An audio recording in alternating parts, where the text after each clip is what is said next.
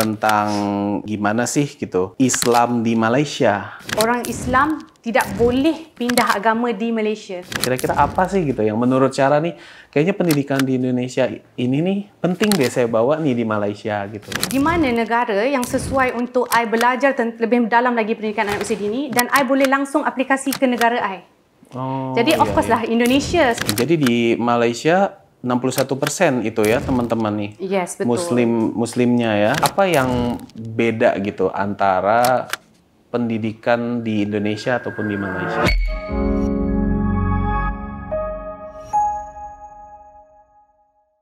Oke, bismillahirrahmanirrahim. Assalamualaikum warahmatullahi wabarakatuh. Waalaikumsalam. Oke, jadi kembali lagi ke The Sungkar. Di sini saya take over Mas Tengku Wisnu. Di sini saya ada teman nih dari negara tetangga ya. Negara tetangga itu kalau teman-teman tahu negaranya Upin Ipin. Betul. Betul.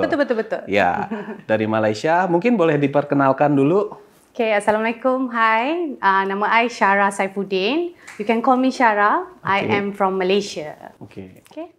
Sekarang I dekat Indonesia because I ambil S2 PAUD Pendidikan Anak Usia Dini di Universitas Negeri Jakarta di Jakarta Timur. So I'm going to my third semester now, and then insyaAllah lulus lah tepat waktu. Ya, amin ya Allah. Jadi di sini lagi ngambil belajar studi S2 ya? Ya, betul. S2. Oh, iya. Itu Syara kenapa milih S2 di Indonesia? Kenapa I ambil S2 dekat Malaysia? Dekat Indonesia because dulu waktu I S1, I magang di Tangerang di one of the Islamic school dekat sana for 4 months, and then I fell in love into pendidikan anak usia dini di Indonesia. Oh. So that's why lepas I settle my magang for 4 months, and then I go back to my country. And then I work for a while apa semua, and then I decided, you know what, I'm going to continue my S2 at UNJ, Indonesia. Now here I am. Di Indonesia. Yes. Karena tadi S1-nya sempat magang ya? Ya, magang di area Tangerang, Islamic Village. Sekolah Islam. Sekolah Islam, alhamdulillah, Islamic school. Alhamdulillah. Sekolah terus tertarik untuk ngambil S2 di sini? Ya, betul. Ngambil S2 di sini. S2 di sini. Oke. Mungkin Syara, saya ada sedikit mau tanya-tanya nih gitu ya tentang gimana sih gitu Islam di Malaysia. Sebenarnya kalau kita nak cerita tentang Islam di Malaysia tu almost the same je dengan Indonesia because kita kan tetangga. So kita serumpun. Okay? Ya, serumpun. So sama tapi mirip tapi tak sama. Itu orang selalu bilang. Bahasa mungkin Indonesia. bahasa Malaysianya beza sama tapi beza. Enggak gitu ya. Dia macam mana? Almost the same. Oh, iya, tapi hampir not sama ya. same. Yeah, so sama. Kita cumanya di Malaysia tu kita punya percentage of Muslim people adalah 61% lah. Oh, so, 61% ya? Yes, 61%. Yang selebihnya tu kita ada Kristian, kita ada Buddha, kita ada Hindu dan yang lain-lain lagi. Dan yang lain-lain. Jadi di Malaysia 61% itu ya teman-teman nih. Yes, betul. Muslimnya ya? Iya, betul. Oke. Saya pikir itu sekitar 80 atau 90%. Oh enggak, 61. 61% kita banyak. Dari berapa tuh populasi di Malaysia saat ini? Kita sekarang ada around I think 32 juta. 32 juta. Ya, 32 juta. 32 juta, 60%. Oh, nanti kali sendiri gitu. Iya, do your math. Oke. Apa sih yang menurut Syara nih tantangan ketika tantangan menjadi seorang Muslim? Alhamdulillah, like in my country Ya. Di Malaysia alhamdulillah kebetulan agama Islam ni adalah agama rasmi kita. Oh, agama rasmi kita. So kita ada hak untuk azan macam biasa, macam di Indonesia. So and also walaupun dia agama rasmi, agama-agama lain masih boleh maksudnya bangsa-bangsa lain still boleh mengandung agama-agama lain, no restriction. Ya, cumanya agama Islam adalah agama rasmi. Oke, sama seperti kayak di Indonesia gitu ya. So basically tak ada tantangan. Tak ada tantangan ya. Alhamdulillah. Ya alhamdulillah juga kalau misalkan kayak mayoritas itu Islam di negara kita gitu, alhamdulillah kita itu terbuka untuk agama yang lainnya. The level of intoleransi itu lebih tinggi. Ya, alhamdulillah. Terus nih, kalau menurut Syara ya, itu apa sih yang beda gitu antara Islam di Indonesia atau Islam di Malaysia? Sebab kita sama-sama dua mazhab Syafi'i, kan, the main one. So sebenarnya almost the same like I said just now, tak ada perubahan. So I don't find it hard to adapt here. Alhamdulillah. So maksudnya kalau I ke masjid ataupun ke surau ataupun ke any macam maybe I visit pesantren, or I macam kemarin I praktikal di sekolah Islamik, I tak ada culture shock pun. Maksudnya kiranya dari segi basic agama semua tu masih sama. So alhamdulillah.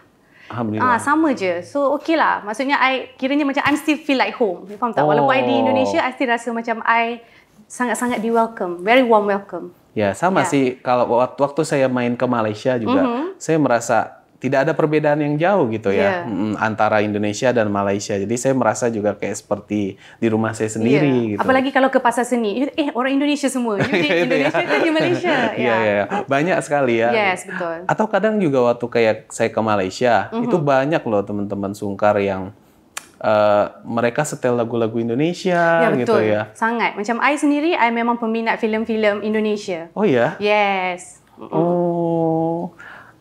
Tahu tentang film salah satu pemain di The Sungkar? Oh yes, salah satu, dua I tahu. Dua? Ya, Tengku Wisnu dan juga Irwan Shah. Ya, itu zaman-zaman tengah hits tu. Hits ya? Ya, I masa tu I think around high school. So I hafal lah semua SMA lagu. gitu ya? Waktu SMA. Wow. Ketahuan umur, okay. Enggak lah, kelihatan muda lah. I tahu. Gitu. Thank you, alhamdulillah. Oke, terus nih, apa sih fakta unik gitu menurut Syara nih di Malaysia tentang Islam di Malaysia tuh, apa yang menurut Syara nih, oh ini unik gitu loh? Because kita almost the same, tapi yang I rasa unik tu adalah tadi agama Islam di Malaysia tu adalah agama rasmi. Ya, agama rasmi. Walaupun kita agama rasmi. So maksudnya itu adalah agama yang menyatukan Malaysia. Walaupun kita pisah ni dengan tata negara, maksudnya ada hukum dan sebagainya, tetapi kita memang dah ada dekat situ, agama Islam adalah agama rasmi. Agama rasmi. So yes, so dalam perlembagaan negara Malaysia tu sendiri ada agama Islam di situ. Agama resmi ya gitu. Itu kayak Kementerian Agama gitu. Iya, kita ada Kementerian Agama. Tapi ada namanya agama resmi ya? Iya, betul, agama rasmi. So official punya religion in Malaysia. Itu mengatur segalanya nggak sih? Ya, semua untuk kayak macam tadi. Misalkan hukum atau apa gitu. For example, contoh dari beda agama ni, kan, contoh dari Kristian atau Buddha, nak masuk Islam pun boleh, itu kita convert kan, itu under bawah tu juga. And kita very strict on orang Islam tidak boleh pindah agama di Malaysia. Orang Islam tidak boleh pindah agama? Tak boleh, it's really wrong. Dekat sana tu dikira illegal. Seperti murtad gitu ya, misalnya dari Islam ke agama yang lain. Yes, betul. Ilegal di sana ya? Illegal. Baru tahu ya kalau di sana itu hal seperti itu ilegal. Betul. So mungkin kita ada ya beberapa ataupun sekelompok orang yang memang dah murtad, tapi kita tak, what we call that, kita tak publicly bagi tahu kita dah murtad, kita dah pindah agama, because that is really wrong. Berarti kayak seperti diam-diam gitu ya, mereka murtadnya. Tapi kalau yang mu'alaf seperti dari agama lain ke Islam, boleh. Sangat welcome. Sangat welcome di sana ya. Dan kita banyak persatuan-persatuan mu'alaf di Malaysia. So kiranya you from Christian, you masuk Islam, you ada persatuan you. So ada komunitas gitu komunitasnya. So these people akan assist you lah. Iya, sama seperti di Indonesia juga ada beberapa komunitas untuk mu'alaf yang di sini. Yes. Kenapa sih bisa datang ke Indonesia dan tuh tinggalnya di daerah mana sih sekarang? Macam yang bilang tadi, I datang because my love for PAUD, pendidikan anak usia dini, jatuh cinta ni dengan pendidikan anak usia dini. So I decided to kumpul wang, and then I enroll myself dekat Universitas Negeri Jakarta. Alhamdulillah, dah go through exam apa semua, diterima di Universitas Negeri, and then I terus pindah ke Jakarta tahun lalu 2023. I think around May, and then I tinggal di daerah Jakarta Timur. Tinggal di daerah Jakarta Timur. Dekat dengan kampus. Kampusnya itu di mana kalau boleh tahu? Di Jakarta Timur, di daerah Rawamangun. Daerah Rawamangun. Ya, betul. So I stay nearby. Daerah Rawamangun, universitasnya yang saya tahu Universitas Negeri Jakarta bukan? Iya, Universitas Negeri Jakarta. Di sana kuliahnya, S2-nya ya? Iya, S2-nya di sana, tinggalnya pun di situ. So I jalan kaki je pergi. Jalan kaki ke kampus ya? Iya, jadi kalau kuliah jam 8, 7.45 I keluar dari rumah I. Ya gitu. Cukup 15 menit jalan kaki. 15 minit. Itu pun kadang I datang lebih awal. Oh, oke. Sama ini ya, tadi kan Syara kuliahnya pendidikan anak usia dini. Betul. Menurut Syara nih, apa yang beda gitu antara pendidikan di Indonesia ataupun di Malaysia? Yang Syara pikir ini beda. Dan apa yang membuat Syara untuk mengambil jurusan itu di Indonesia? Okay, first of all, memang I major dalam pendidikan anak usia dini. Okay. Di Malaysia kita panggil pendidikan awal kanak-kanak kalau di Malaysia. So pendidikan awal kanak-kanak ni memang I punya diploma dalam pendidikan awal kanak-kanak. I punya S1 ataupun kita panggil degree juga dalam pendidikan awal kanak-kanak. So bila I terfikir untuk sambung S2 ataupun masters, so I thought of ambil di sinilah di Indonesia. So kenapa I pilih pendidikan anak usia dini di Indonesia? Because dulu kan I pernah praktikal tu. Waktu I nak praktikal tu, I punya dosen kasih tahu, Syara ada dua pilihan ni. You mau ke Indonesia atau ke Australia. Oh gitu. So I bilang, you know what? Because I kebetulan lahir dalam keluarga yang sering berpindah randah. Because ayah I tentera laut. Jadi setiap 3-4 tahun kita akan pindah negara ni. Sebab ayah I ditukarkan pejabatnya dan sebagainya kan. Jadi bila setiap kali kita pindah ni, I akan belajar setiap pendidikan anak usia dini di setiap negara. Jadi I dah biasa ni dengan negara-negara luar seperti Europe dan sebagainya. So I fikir balik, di mana negara yang sesuai untuk I belajar lebih dalam lagi pendidikan anak usia dini dan I boleh langsung aplikasi ke negara I. Jadi of course lah Indonesia, sebab kita betul-betul like I told you just now, serumpun. Jadi apa benda yang I belajar dekat Indonesia ni I nak aplikasikan ke Malaysia tu, maksudnya possible. Ya. Mungkin ya gitu ya, maksudnya apa pendidikan yang baik yang ada di Indonesia kamu bawa ke Malaysia, seperti itu. Terus ada lagi nggak kira-kira yang menurut Syara nih kayak tadi kan apa ya gitu yang maksudnya akan saya bawa gitu. Boleh dikasih tahu nggak kira-kira apa sih gitu yang menurut Syara nih kayaknya pendidikan di Indonesia ini nih penting deh saya bawa nih di Malaysia gitu. Salah satunya adalah komitmen guru. Komitmen guru di Indonesia luar biasa, I tell you. Yeah. So kebetulan I pernah pergi different school dekat Malaysia, Indonesia ni, and then I bergaul dengan guru-guru di situ dan ternyata walaupun guru sekolah itu atau lembaga itu international, baik pun negeri ataupun kayak gimana TK di komplek perumahan gitu kan. Dedikasi gurunya tu luar biasa. Komitmen guru itu luar biasa. Di Malaysia juga kita ada guru-guru yang berkomitmen, of course, okay. Tapi komitmen dia tu luar biasa. Saya kasih contoh ya. Di sini kan itu it's normal to work on Saturday. Di Malaysia tu selalunya Isnin sampai Jumaat sahaja. Senin sampai Jumaat? Yes, Isnin sampai Jumaat. Isnin, Selasa, Rabu, Khamis, Jumaat. Now, di Indonesia, sometimes you have classes on Saturday. Hari Sabtu. Nah, bila guru-guru hari Sabtu datang, guru-guru ni mementingkan quality time dengan keluarga. Tapi sebabkan dia harus bekerja, so apa guru-guru ini buat? Dia bawa keluarga dia datang ke sekolah untuk join dia buat kerja di sekolah. Jadi, I boleh lihat ni, suami-suami para guru ni membantu tanpa ada rasa gengsi, you know. Macam, I suami ni, I jabatan tinggi ni, I mungkin director sebagainya. Tapi bila dia di sekolah, kerana dia faham komitmen isterinya sebagai guru, dia membantu tanpa ada rasa, like I said just now, gengsi. So, bila you tengok komitmen, you bawa anak you datang ke sekolah, you bawa suami you untuk membantu you, meaning komitmen untuk jadi guru tu, di Indonesia tu mereka sangat faham yang bila you jadi guru, you betul-betul memegang tanggungjawab yang sangat tinggi. So, no argument. You faham tak? So, I think itu yang I nak bawa balik. The level of commitment. The level of commitment tu ya. Guru-guru di Indonesia luar biasa banget. Maksudnya sampai Syara ini sangat tertarik sekali gitu dengan komitmen guru-guru yang ada di Indonesia. Masya Allah.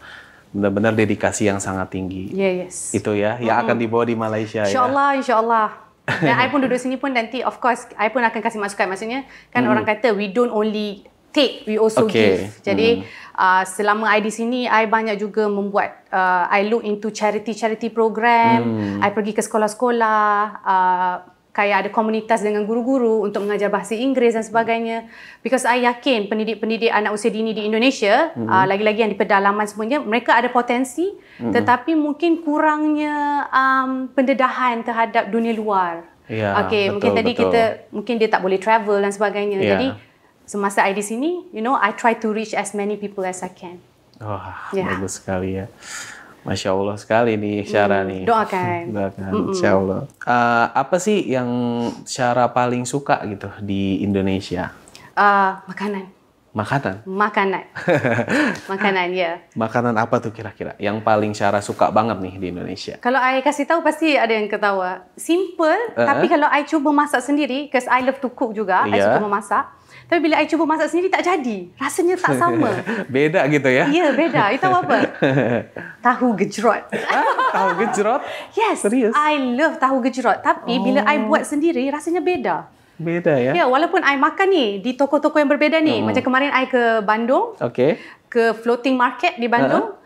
Ada mas jual tahu gejrot, I makan. Enak gila. Okay, so Okay. bukan gila. Bukan kamu enak gila sangat. ya? Bukan I gila.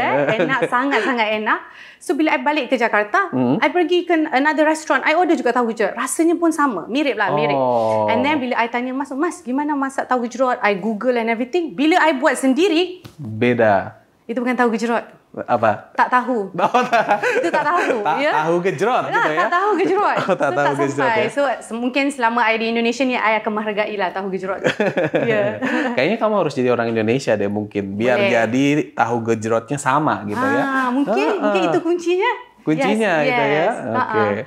Tahu gejrot ya? Agak unik ya sukanya tahu gejrot ya? Yes. Jadi semuanya itu sama gitu. Kecuali tak tahu gejrotnya Syara. Beda ya, rasanya betul. ya? Itu beda. Tak Beda. sampai hari ni. Dah setahun I di sini. Tak dapat lagi. The right taste. Mungkin harus ada kursus ya? Ya, kalau ada kasih tahu, I will join.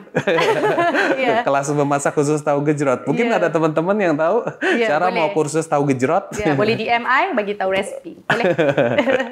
Oke, jadi kan tadi kita sempat ngebahas nih pendidikan usia dini gitu ya. Anak usia dini. Anak usia dini, PAUD ya, pendidikan anak usia dini. Nah, itu bagaimana sih kalau tentang pendidikan Islam yang ada di Malaysia? Okay, so pendidikan Islam di Malaysia tu because dia adalah agama rasmi, Okay. bila you pergi sekolah negeri sekolah kerajaan, kita panggil di Malaysia panggil sekolah kebangsaan. Sekolah kebangsaan. Oh, Jadi- sekolah negeri itu sekolah kebangsaan ya? Ya, sekolah kebangsaan Oke. itu ada Melayu, India dan Cina. Oh, iya. Okay, so tiga ni.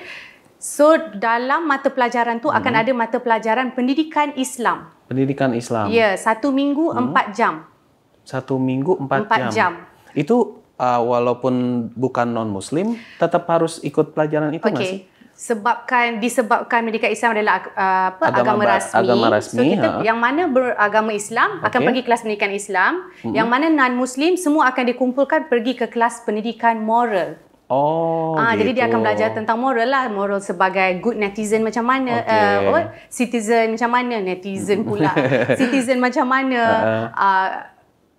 macam mana moral you tu hadap orang luar, macam mana moral membantu dan sebagainya. Okey. Jadi yang mana ambil pendidikan Islam, Okey. you akan masuk ke kelas pendidikan Islam. Dalam kelas pendidikan Islam tu kita akan belajar sirah, kita akan belajar akhlak, Al-Quran dan juga bahasa Arab. 4 jam ya setiap minggunya Setiap ya. minggu. Itu harus ya. Ya, harus. Tapi kalau yang bukan muslim tadi ada kelas lain Ya, seperti kelas itu pendidikan ya. moral. Kelas pendidikan moral. Ya, seperti betul. itu.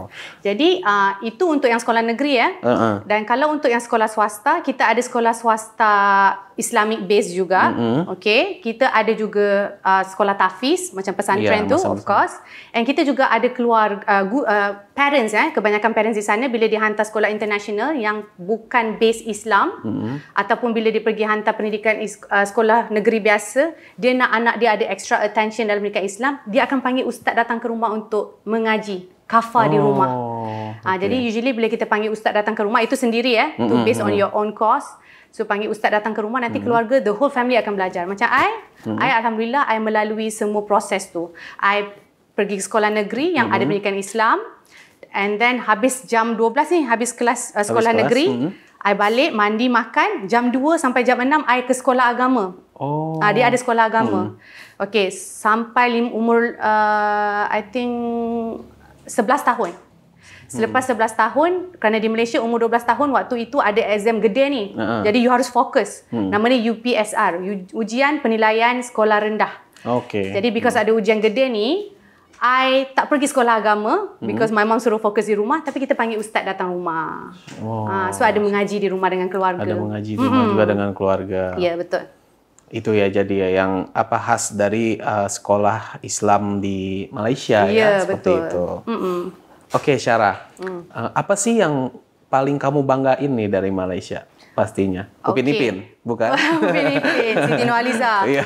Okay, bagi I, Alhamdulillah, I bersyukur. Dia more to bersyukur lah, bukan bangga ya. I bersyukur yang I hidup di negara yang Alhamdulillah walaupun sekarang I di Indonesia, I duduk di negara yang you bebas untuk menjalankan ibadah you. Okay. Maksudnya tak ada kalau orang Malaysia kata tak ada kekangan, maksudnya tak ada limitation. You tak boleh kayak azan dan sebagainya apa semua. Alhamdulillah semua di Malaysia boleh benda tu memang diraikan. Lepas tu yang best dekat Malaysia kalau lebaran dan sebagainya cutinya panjang sampai 1 minggu sometimes, you know. Itu yang bestnya. And then I ada teman-teman dari luar negara juga bila datang, Syara, kok lama sekali ya liburan untuk lebaran. I said, yes, kita sangat meraikan benda itu. I think itulah I bersyukur lah because di Malaysia dan Indonesia sendiri kita bebas untuk beribadah. Betul. Jadi sama ya seperti saya juga saya ngerasa bersyukur gitu tinggal di Indonesia, tinggal di negara yang mayoritasnya Islam gitu. Kita bisa toleransi kepada agama lain dan juga pada hari-hari raya semua agama kita libur seperti itu. Betul. Oke, Syara. Mungkin ini pertanyaan yang agak sedikit mengganggu. Enggak ya. Ini pertanyaan penasaran yang sedikit saya sangat penasaran gitu. Kalau menurut Syara nih ya, kira-kira itu bersihan Indonesia atau bersihan Malaysia? Kalau you tanya I, ada part di Malaysia yang bersih, lebih bersih Malaysia. Ada part yang lebih bersih Indonesia. Okay, ni I punya pendapat ya. Di Malaysia tu mungkin kita bersih, mungkin kerana kita dari kecil tu dah diajar yang you cannot throw rubbish anywhere. Itu kalau you buang tu, even you naik mobil ni, you turun tingkap jendela you, you buang sampah ni, orang belakang pasti horn atau sometimes they will go pick that rubbish and give it back to you.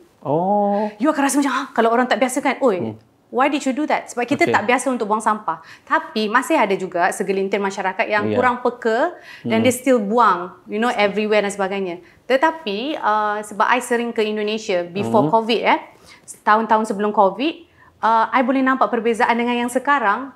Pas I di bandara you guys Indonesia really clean. Toilet you sangat bersih. I keluar tak sempat keluar, rembat tu dah gitu bersih. Like really clean. So I rasa Indonesia is going there. Tapi I think kerana itu pentingnya pendidikan anak usia dini. Jadi di anak usia dini ni the foundation base.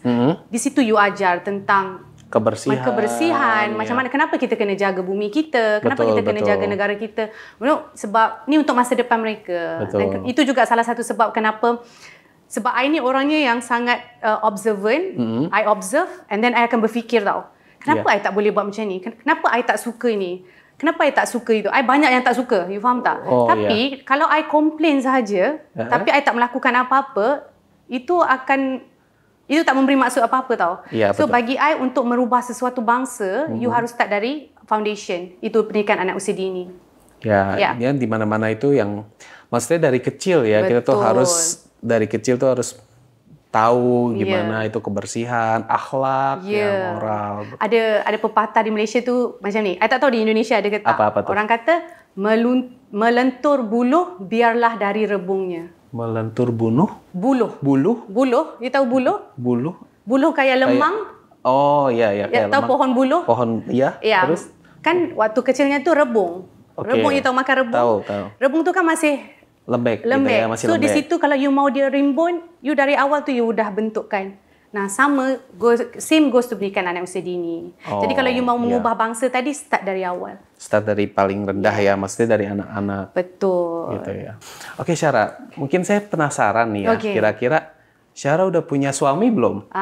Itu dia. Alhamdulillah belum. Alhamdulillah belum ya. Orang alhamdulillah udah gitu ya. Alhamdulillah mungkin sebab I yakin Allah punya perancangan tu is always better. Mungkin I sekarang nak nikah, tapi kita tak tahu whether I can take it or not. So I pun dalam fasa mempersiapkan diri, and I open untuk berkenalan dan berteman. Betul. Kalau misalkan kira-kira punya suami orang Indonesia gimana? Boleh. So mungkin I akan dapat resepi tahu gejrot. Jadi syaratnya kalau mau jadi suami Syara itu harus bisa masak tahu gejrot gitu ya. Kalau ada tokonya lagi bagus. Jadi punya toko ya gitu ya. Coba toko-toko di di Indonesia yang punya tahu gejrot mungkin bisa. Yang mau sponsor, mau jadikan saya istri. Bukan istri, kayak ambassador boleh. Tadi kirain istri, karena kan yang punya toko tahu gejrot gitu. Kita tahu kan jalan Allah yang jalan mana. Allah, kita nggak ada yang tahu ya. I'm okay with that. So, oke. Mungkin sekian, terima kasih banyak Syara sudah hadir ke The Sungkar. Mungkin insya Allah kapan-kapan kita bisa ketemu lagi nih gitu ya di Malaysia. Mungkin ada pesan nggak atau pesan untuk teman-teman di The Sungkar? Oke, untuk teman-teman baru ya, hello di Sungkar, sila-silalah datang ke Malaysia. Trust me, you tak akan ada culture shock because kita almost the same. Okay. And thank you so much untuk orang-orang Indonesia yang selama ni udah berteman dengan I, memberi I ruang untuk memberikan pandangan, pendapat dan sangat baiklah. You know, I feel like home. Alhamdulillah. Thank you so much. Oke, teman-teman, kira-kira mau ke negara mana lagi? Komen di bawah ya. Sekian, terima kasih. Assalamualaikum warahmatullahi wabarakatuh.